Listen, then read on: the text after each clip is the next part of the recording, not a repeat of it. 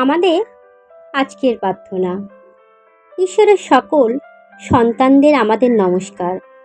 আমাদের চারপাশে অনেকেই আছেন যারা জ্ঞান অচৈতন্য, পরিষ্কার বাংলায় যাকে বলে নির্বোধ, যারা ইমানের অর্থ খুঁজে চলেছেন।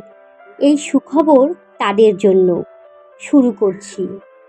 জয় যিশু। ঈশ্বরের সমস্ত প্রতিশ্রুতি তার মধ্যে দিয়ে হ্যাঁ হয়ে ওঠে। সেই জন্য ঈশ্বরের গৌরব করতে আমরা খ্রিস্টের মধ্যে দিয়ে এম্যান বলি। তোমাদের কারোর যদি প্রজ্ঞার অভাব হয় তবে সে তার জন্য ঈশ্বরের কাছে প্রার্থনা করুক। ঈশ্বর দয়াবান, তিনি সকলকে উদারভাবে এবং আনন্দের সঙ্গে দেন।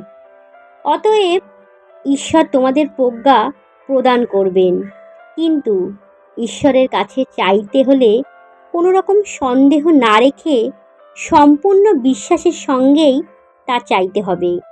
কারণ যে সন্দেহ করে সে ঝোড়ো হাওয়ার আলোড়িত উত্তাল সমুদ্র তরঙ্গের মতো। এই প্রকার লোক দুই মনের মানুষ, প্রত্যেকটি কাজেই চঞ্চল ও অস্থির। এমন লোকের মনে করা উচিত নয় যে প্রভুর কাছে সে কিছু পাবে না। প্রভুর প্রতি সর্বদা আস্থা রাখতে হবে। জয় যিশুর জয় হোক। আমাদের প্রার্থনা সেই একমাত্র সত্য ঈশ্বরের কাছে, সৃষ্টির রাজা ঈশ্বর, সমস্ত কিছু সৃষ্টিকর্তা, সর্বশক্তিমান দয়ালু ঈশ্বর। আপনাকে অশেষ ধন্যবাদ ঈশ্বর। আমাদের আশা ও আস্থার সাথে আপনার কাছে আসার উপায় দেখানোর জন্যে আপনাকে অশেষ ধন্যবাদ প্রভু।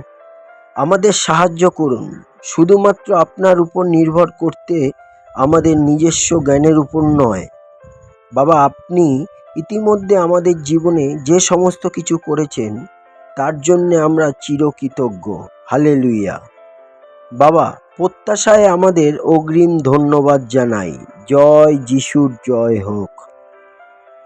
আমেন।